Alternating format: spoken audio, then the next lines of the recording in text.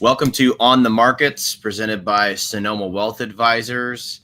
We are joined today by your usual host, Chris Sipes CFP, and guest host sitting in for Daren Blonski CFP today. I am Dano Weir, the Marketing Director. To the delight and joy of many of our listeners and followers, Chris, I am stepping in on the show today. It's always a great moment. It's always well received. People want to know what the unlicensed guy thinks about the market. That's right. And I'm happy to have you, Dano. Our fearless leader is a little under the weather today with that flu, cold, whatever you want to call it, that's been going around. So thank you for stepping in. Not all heroes wear capes, right? Hey, you and I are going to be a couple of Nostradamuses today because we're going to take a look at what we're calling the S&P crystal ball. I'm so excited to look at this deck because this is the time of the year where everybody's picking an animal, right? Which spirit are you? Is it a bull year? Is it a bear year? And perhaps some of the data we have showing that maybe don't trust those prognosticators. Yeah, not to kill all the foreshadowing, but the punchline is that nobody knows, right? Well, let's get the. But it's fun. It's fun to talk about it anyway. Yeah, right? It is, and we've got the data to back it up. Let's get the legal stuff out of the way and then start the show.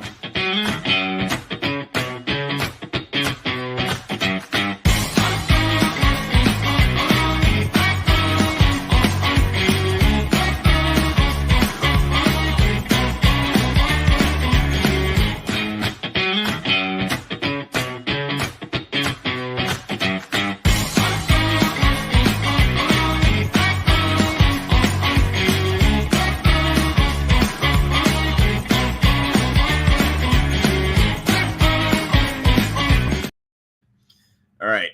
Up first, got to start with, I don't know if I'd call this a meme or just, I don't know what exactly the name for this type of graphic is, Chris, but I love it. It made me laugh.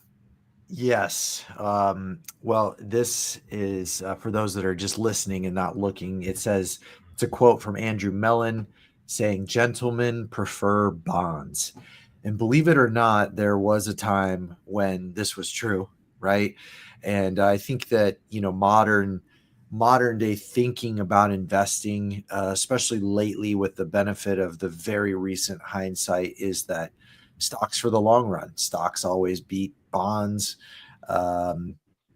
It's always been thus and it will always be thus. But actually, that is not actually the case. When you look at longer history, there's some great work out by a professor by the name of Bessenbender, and he shows that yes, stocks have done really very well over the long term, and there's nuance to that. And if you go back even further in their data and you account for some of the stocks that or many of the stocks that actually went to zero, because that happens a lot, that actually he shows that there's many periods, sometimes long-term periods, 30 plus years periods, where bonds have outperformed stocks in not only American history, but also global market history. So, the big theme of today is nobody can predict the future, right? And you never know which asset class is going to do the best, even though it feels like it's completely obvious in hindsight. That is never the case when you're looking forward. And that diversification is really going through some struggles right now. But if you look historically, I feel that we are in kind of an anomalous time right now. And that, the old principles that have prevailed in investing over the long term will eventually resurface. And, this is the perspective that I can bring to the show today, which is that I'm a little bit closer to a client because I am, as I mentioned, I'm the marketing director. And so when I first came and became a client myself of the firm of which I am, being an uneducated investor, I didn't even know that. I didn't really conceptualize that you could buy bonds as an investor just as easily as you could buy stocks. And that might sound really, really uneducated, but when someone thinks about jumping into, quote, the market, they don't roll into your office, Chris, and go, all right, Chris, give me some of them bonds. Everybody wants, if the first thing people go to are stocks. You wouldn't go to a casino and say, oh, I want to play the game that when I put $1 down, I'm going to make a nickel or maybe even a penny. That's not what people are, primed or designed to think. But that seems to kind of be the case with bonds. Am I wrong? No, I don't think you're wrong. And I think that, conceptually, if you think about investing, it's not out of the ordinary to not understand what bonds are, right? But when you look big picture, you can do two things with your money. You can be an owner, so through stocks usually, which is you own equity in a business, a publicly traded business. And then you've got bonds, which is where you're lending your money. So you're either an owner or you're a lender. And so bonds, that opens a whole another world of who are you lending to, how long are you lending that money. And historically, bond investors have been a little pickier, and they're referred to as the quote unquote smart money, and that's because they have to be, right. With bonds, there's a limited upside. The best that can happen is that you get your payments and your money back. The worst that can happen is that you get zero. So they're not like stocks where there's an unknown upside and a known downside. With bonds, there's a very well-known upside. That's the best you can do. Um, so it's they tend to be a little pickier, and we'll see throughout the show today that the fixed income markets, the rates market, the bond market it's showing some signs here recently that we might want to take a look at and see, hey, what's going on under the hood here. So, but real quick on sentiment, boy, sentiment, look at the drop that we've seen just since the beginning of December. The first week in December, numbers dropped off of here, but we were in the 50s. So just within 1 month, we've dropped significantly, and price will do that, right? So it definitely feels like the post-election honeymoon period, whatever you want to call it, um, has ended, right? And with the exception of today, we had a little rebound in the market, but really the Santa Claus rally did not surface this year. We didn't really get much of a post-election bump, but pre-election we had quite a bit of return. So, but you tend to see sentiment follows price, and the CNN Fear and Greed Index is also showing that at 31, which is fear. That's about basically the same as last week. Bitcoin Fear and Greed at 74, greed, which is the same as last week. So no changes really on the CNN or Bitcoin Greed Index. So, so if you go to the next slide, Dan, the along with interest rates, another sign that we're seeing a little more stress in the markets is the strength in the dollar. So this is a long-term chart of the dollar, the DXY, which is the dollar versus other global currencies. The most significant secondary currency in this basket would be the euro. And what happens when the dollar gets stronger is that it makes goods that are exported outside of the United States more expensive for other countries. And so typically countries that export a lot don't love having a strong currency because it limits, it makes the price of your goods more expensive in other countries. So the dollar has been strengthening, which is typically a sign of money flooding into U.S. assets. And then globally, people scrambling for dollars because dollars are the global currency. And usually you see dollar strength in times of stress. So I think this is something to keep an eye on, because while we haven't really popped out in terms of like a new breakout in this, we are definitely, we've kind of reversed course post-election here on where the dollar was headed. And we'll see if this continues or if the quote unquote dollar wrecking ball comes through to shake things up a bit. Can you clarify that point one more time, because it's counterintuitive? We see dollar strength in times of stress. It seems like in good times the dollar would be, quote, strong. That would be a natural conclusion. How do you mean? Yeah. So because, and it's counterintuitive, because the global reserve currency is the dollar, meaning that people in other countries often use the dollar as a medium of exchange. And I think more importantly, people borrow in dollars. Other countries borrow in dollars because it's considered a stable currency. And so if you borrow in dollars and the dollar is getting stronger, that makes you paying back those loans more expensive. So it's difficult. And the more demand for dollars there are, the more people globally are trying to acquire dollars for paying back loans, for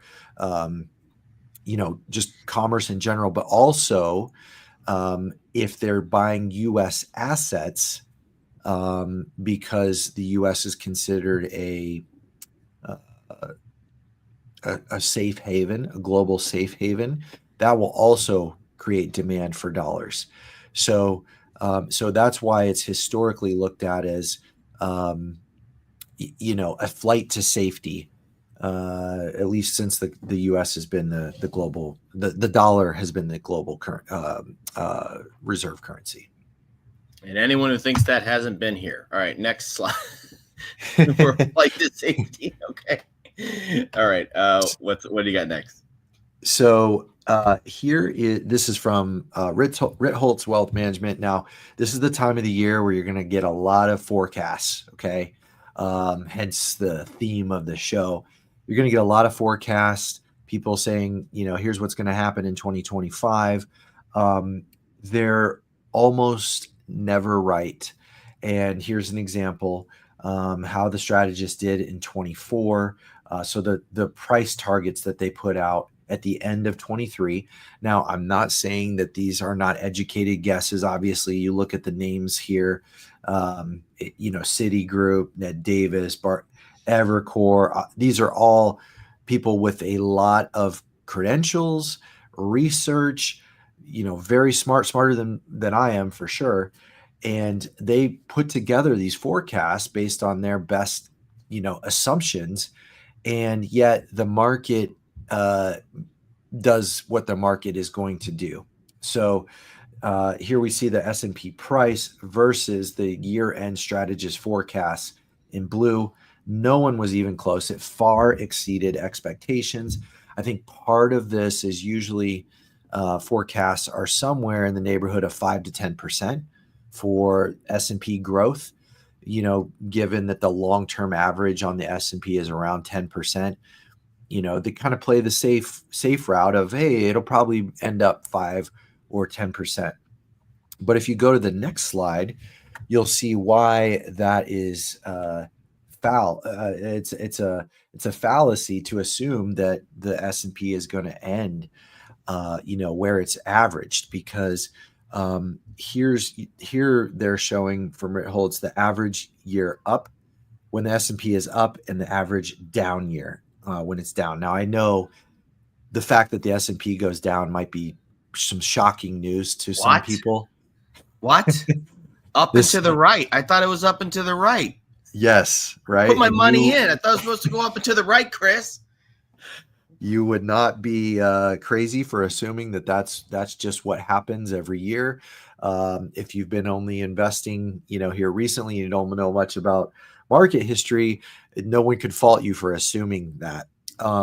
But typically when the market's up, it's up a lot. And hey, when it's down, it's also down a lot, so I think back to 2022, what we saw. Now, the other piece of this, when you go to the next slide, I think is kind of even more important, is that, typically recently when we've seen corrections, when, we did have COVID, we had the fall in 2018, right around Christmas time, where we lost 20% in just a couple of weeks. We've had several corrections along the way, but I think the difference with the most recent pullbacks in the market is that it's recovered so quickly. So even in 22, we got that major pullback, but, we recovered fairly quickly. And that is actually not always been the case historically. This is from Evoke Advisors, and they're showing bull and bear markets all the way back to 1929, which was the start of the Depression. And if you look at these market periods, bear being that the market's down, bull being that the market is up, you'll see where those averages come from, where typically the market goes in these cycles where it has a lot of really good years kind of in a row, and then it has a lot of really bad years to flat years also in a row. So typically, it's about 50% of the time the market is up, 50% it's down. It's just that over the period of history that we've looked at, most people refer to, when it's been up more than when it's been down. So, but there have been multiple historical times when the U.S. saw periods of 20 years in the modern era, and even most recently in the 2000s, we had about 9 years where the market just went nowhere. So it's not always the case that the market is going to go down and snap back immediately. And so hence for those that are diversified and they're asking themselves, because I think we're at a pardon the language, but we're at a puke point for diversification. People are really starting to ask themselves, hey man, what am I doing here? Like, I've been invested in all these areas where it's, historically made sense to be invested and be diversified. And I was told that was the smart thing to do, and that limited my downside, still giving me growth, and avoided, long periods of stagnation. And here I am 3-4 years later, and I really feel like I haven't gone anywhere. Right. Mm-hmm. And so the sentiment around, kind of sticking with the long-term principles of diversification, I feel a lot of people are kind of like, okay, I've done this for 3-4 years now. I can't take it anymore. I'm sick of going to the football party and my buddy is like, oh yeah, I'm up 40%. Oh, I did this. Oh, I had Bitcoin. Oh, I did. Yeah, I'm up. And you're sitting there going, all right, Chris, what's up with these bonds? What do we do? What is the real, you hear it enough. That's really where I feel like it hits a lot of people, is you just hear it. You're sick of, the Joneses. Yeah. Why am I invested internationally? Why do I invest in small U.S. companies? The Russell 2000 has been stagnant for 4+ years. Why would I ever invest in bonds? Why, that's been a horrible experience, right? All of these different areas. Why did I invest in anything outside of my house and the S&P 500, and even better, the NASDAQ? I should have just been all US, all NASDAQ in my house, and I'd have been super happy. Right. We have another podcast called It's All Money, and Daren and I host that show, Chris. I don't know if you had a chance to see the new episode or not. We went to a high school, our high school we went to, Casa Grande, and a student asked, should I start investing? And Daren gave a really great answer, which is that this generation has a core memory of the market just always going up, right? And I wanted to give a flip side example of that, which is that your core memory and your expectation for a car, if you were to go out and buy a car right now, your expectation is that the price would go down and down and down and down over 5 years, 10 years, 15 years. You would not expect that car to be worth the exact same thing, let alone more. and stocks are somewhere in between. And that's I think the piece, the behavioral piece that you can, as an investor, make a shift, is to say it's not a car, and it's not necessarily always going to go up either. Sometimes it's going to go up and sometimes it's going to go down. And sometimes, there are a lot of advisors who don't really want to say that because, they're trying to get you to be a client. But that's one thing that we do with the company is we have shows like this, and we, show the data that shows, hey, look, here's the bear periods, here's the bull periods, and it does go up and down. Yeah, I'm really glad that you used that example of the car, Dan, because that's a perfect example of an anomaly that we've seen since COVID, where yeah, you buy a car and you expect the value of that car, if you're going to go sell it really any time after when you bought it, you're going to sell it for less than what you paid for it, right? Except for this post-pandemic period where, hey, a lot of people bought cars and they went up in value. Right. Pigs are flying everywhere. And here, people are saying pigs don't fly. And yet you look out your window and you're seeing pigs flying everywhere. Mm-hmm. And you gotta ask yourself, like, am I still tethered to reality, right? Or has everything changed and now pigs do fly? And not only do they fly, but they fly better than, the most majestic bird you can think of. And we're going to be in this space forever, maybe, I guess you never know. Right. But this is from Charlie Biello. And what he's showing here is the S&P 500 index, which is what they call a cap weighted or capitalization weighted index. That means that a bigger company like Apple has a bigger position in that index than, Walmart.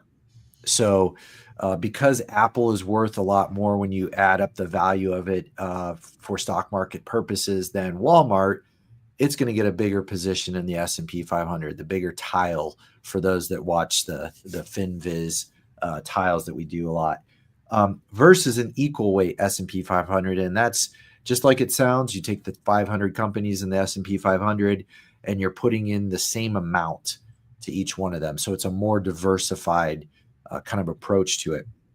And Charlie says the S&P 500 outperformed the equal weight index by 12% in 2024, after 12% outperformance in 2023.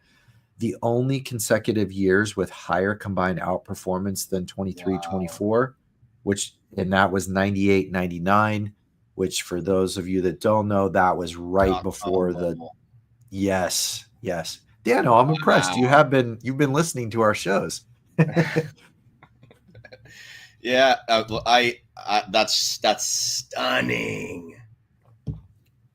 Wow. Pigs are flying. I don't think I have anything else important to say, but that's wow to me.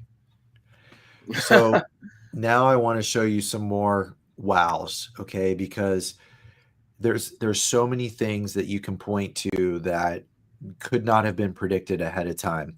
I'm reading this great book that was recommended on a podcast. It's called How Nature Works, and it's by a gentleman named Per Bach.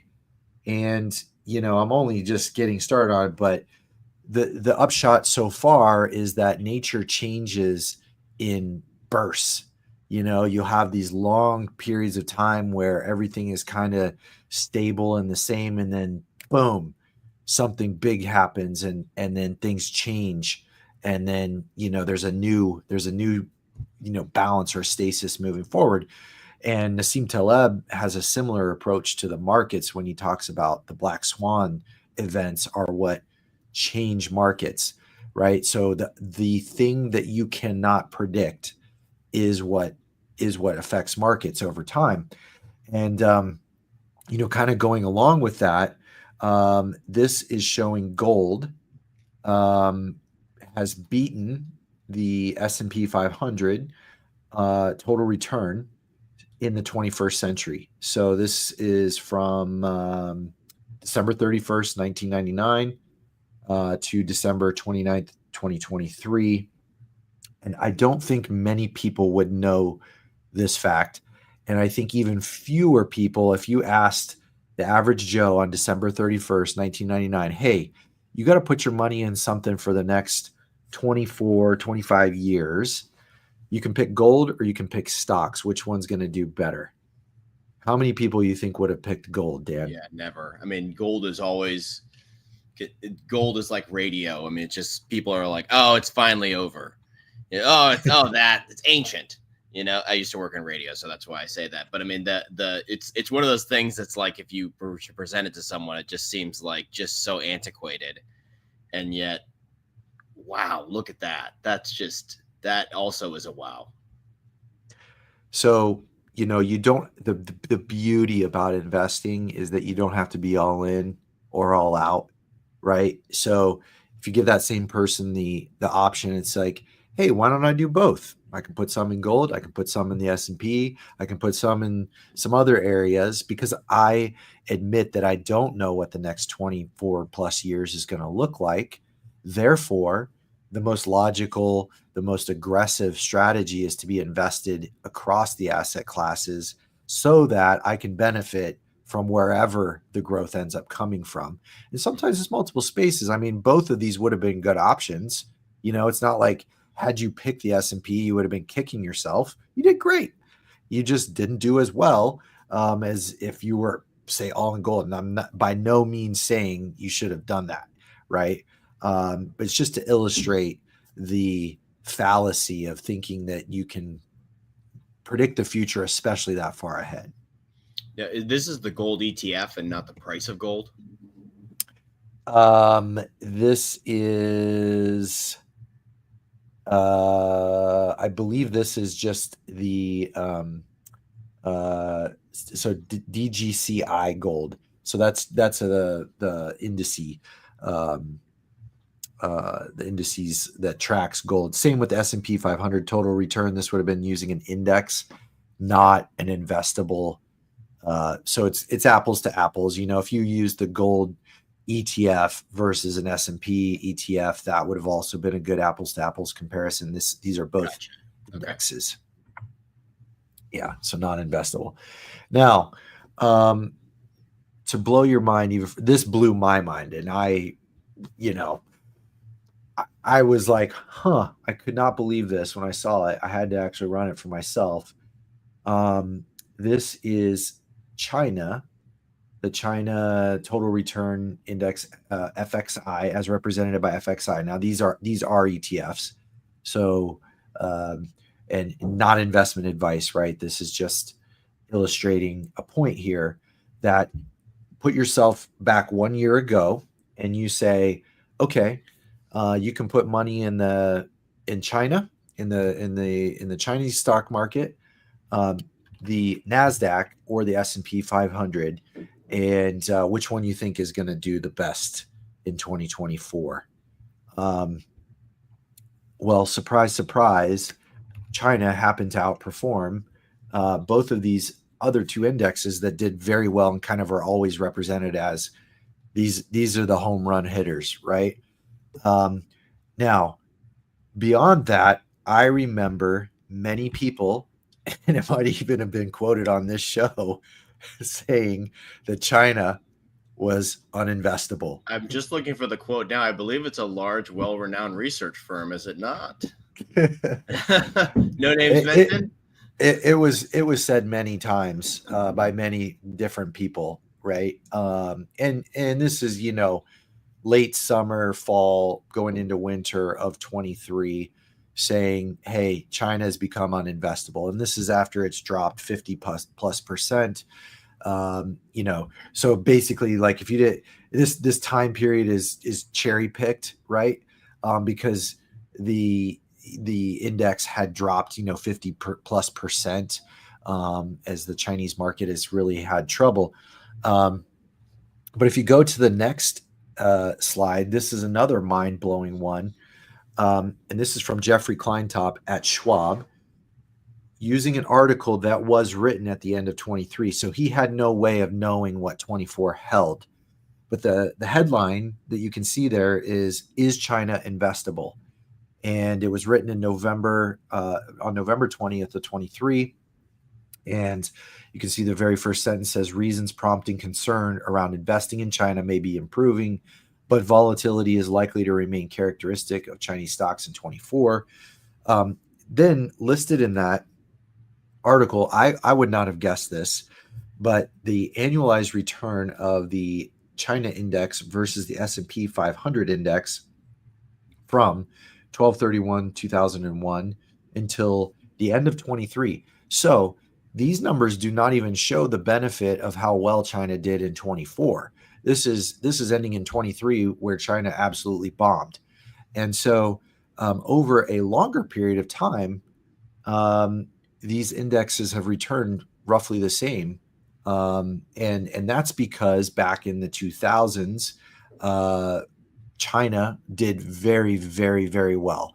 It was part of the BRICS, and the BRICS countries were where everybody was putting their money at the time, and it was performing very well, while the U.S. indices were going pretty much nowhere throughout the 2000s, with a couple of big drops of over 50% along the way. So, mind bender, right? You don't know where the returns are going to come from. It's unpredictable. And so the diversification, while it just absolutely feels horrible right now, right? You've been following all the rules and you're just not getting anywhere, and it just doesn't feel fair, right? And you know what I would love to see? I'm not saying to pull this, but I believe it was last week, you had an incredible chart that showed that if you look at 24, the S&P in 24 without NVIDIA, not that that exists, but I mean, the S&P without NVIDIA underperformed Europe, right? So Correct. show me this S&P without NVIDIA versus China, right? Because it's neck and neck here, well, lower here. But I mean, it would be drastically. So basically, without NVIDIA, I mean, is NVIDIA propping up the entire country, the entire market? It's that concentrated. It's crazy. It's I saw a statistic this week that it is now 10%. The market cap of NVIDIA is 10% of U.S. GDP. And at the height of the dot-com bubble, Cisco, which was the NVIDIA of its time in the dot-com, was only 5%. And that was considered a, wildly, valued stock. Now, NVIDIA is a great company, and they're making money hand over fist, right? But it goes back to the betting markets, right? If you've got a horse that everybody knows is going to win, or maybe we should use college football, given that my Buckeyes had a big win this week. That's right. You're not only betting on the team that is likely to win, but you also have to beat the spread. And the spreads are extremely high right now in terms of expectations on some of these companies. So it's not just betting that NVIDIA is a great company and that they're going to continue to make money. That's not the end of the bet or the investment. You're also taking on a huge, huge spread. So anyway, shifting gears for a second, maybe there's some signs of these anomalies starting to wane, right? This is auto delinquency rates from the Wall Street Journal. They're starting to get to their highest point in more than a decade. Now, like we talked about during COVID, when the government was raining money down on all of us, a lot of people took that money and bought cars because it's fun, right? And we went through that period of time where, cars were appreciating in value when you bought them, if you could even get them. Used cars, my beloved 20-some-year-old Mercedes wagon was worth a mint, right? Even used cars were going up in value. It was insanity. Pigs were flying everywhere. Now that's started to come back to earth, and those bills are starting to come due. People signed on to things that probably felt like that gravy train was never going to end, and took on some huge payments, and now it's like, all right, that car or truck is 3 or 4 years old. I put 100,000 miles on it. I still owe a mortgage on it. Like, do I want to Tow it keep paying away. this thing? Tow it away. Want to keep paying this or just let it go? So interesting. Now, the other anomaly was in real estate. So if you take a look at the home prices over the last year from October of 23 to 24, this is from Resi Club analysis of the Freddie Mac House Price Index. And you can see a lot of the states where that benefited the most from the COVID migration, Florida, Texas, Arizona. I think the only one that I can remember that's on here that's still experiencing really rapid price appreciation is Idaho, as one of the states where people were flooding to, and maybe Nevada, I guess you could consider too. But really, a lot of those other hot spots, Texas and Florida being the two biggest ones, Austin famously experienced no increase in price last year. And so starting to see a cooling of some of that hot money that flew into those areas after the pandemic. And a lot of this has to be affected by interest rates as well. I mean, hold on. Look at Alaska. Speak about jumping off the page. Alaska up 9%.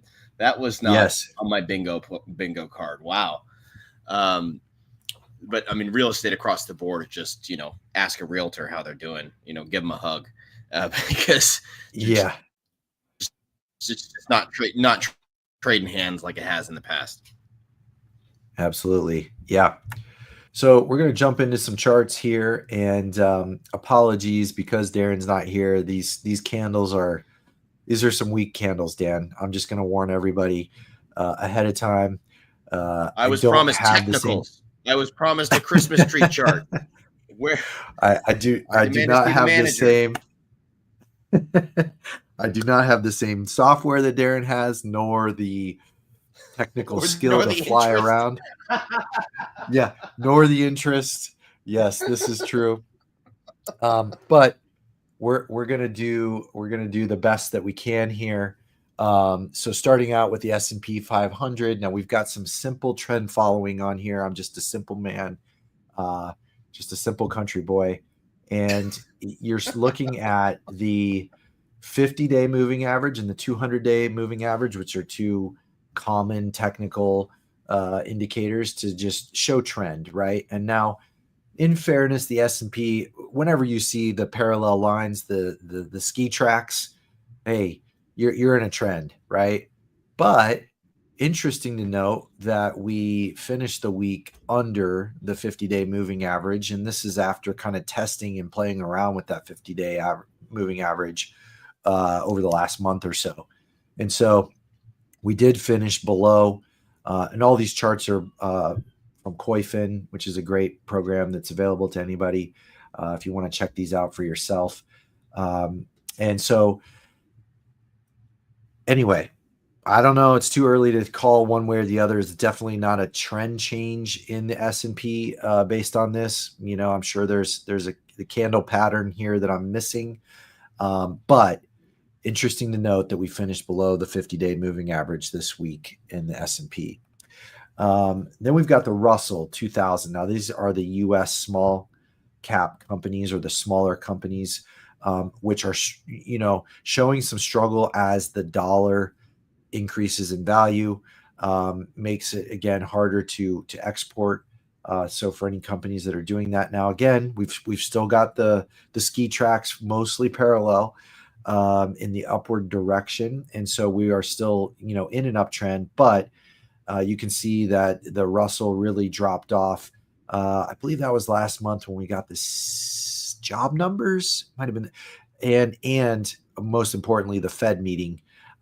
You can see that big red candle just straight down through the 50-day when the Fed met. And so we're kind of struggling and consolidating kind of in no man's land between the 50-day and the 200-day in the small cap stocks, which, hey, again, the pain train continues because small cap stocks have been here for the better part of 4 years now. So we've just been trading sideways in this up and down purgatory for many years in the small cap space. Then we've got, and speaking of up and down purgatory, we've got the developed markets, which is going to be your Europe, Canada, Australia, Japan. Japan makes up a big part of this. And Dano, we got the dreaded death cross in the developed market stocks. So you can see since October, we've been in a downtrend. We've got the 50-day crossing over on a downward trajectory, the 200-day. So we got the blue line. The blue line, by the way, should have mentioned this at the beginning. Blue line is the 50-day. And I know these slides are hard to see.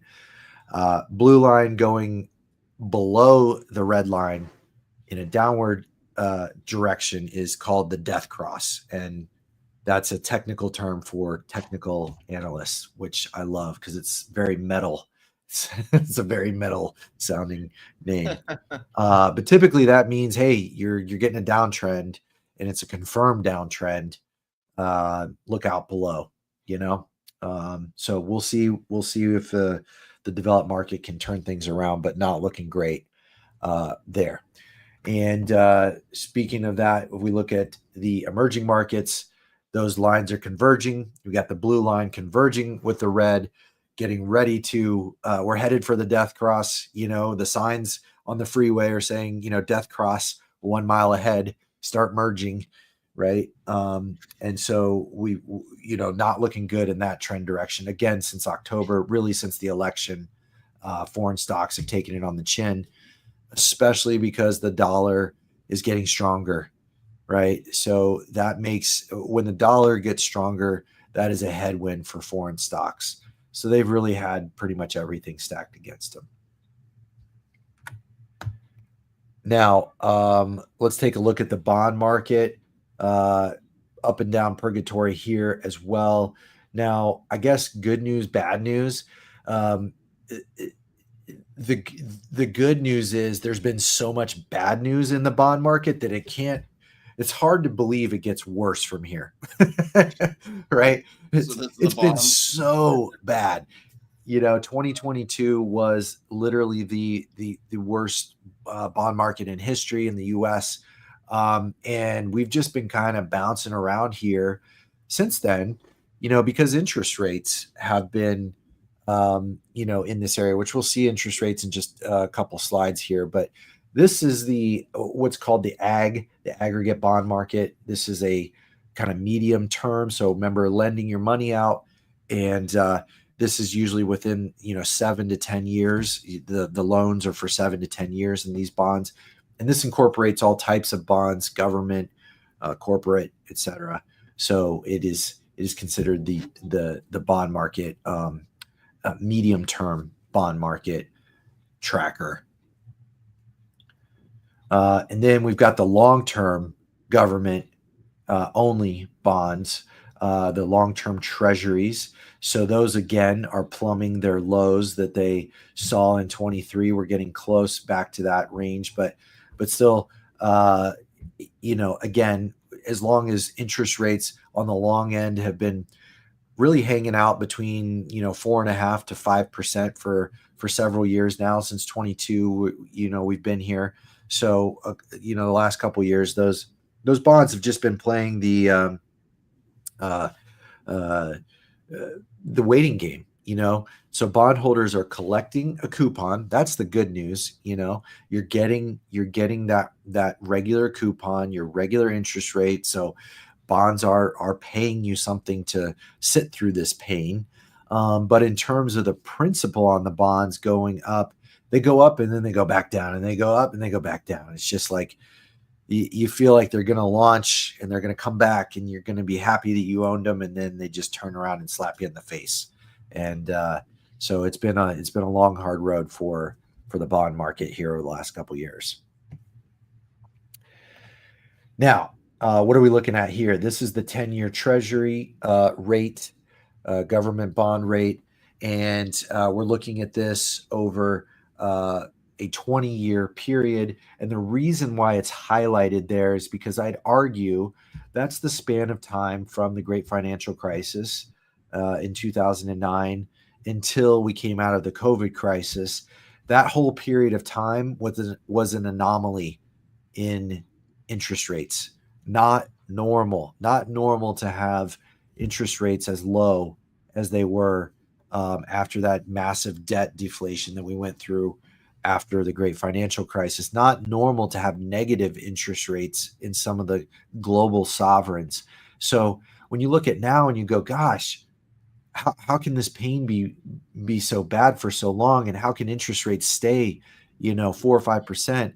How can mortgage rates stay, 7+%? Well, the bad news or good news, I don't know what you want to look at it, depending on which side of the coin you're on, is that this is pretty normal, actually. The period that we just came out of was the abnormal. It's not normal to have negative interest rates.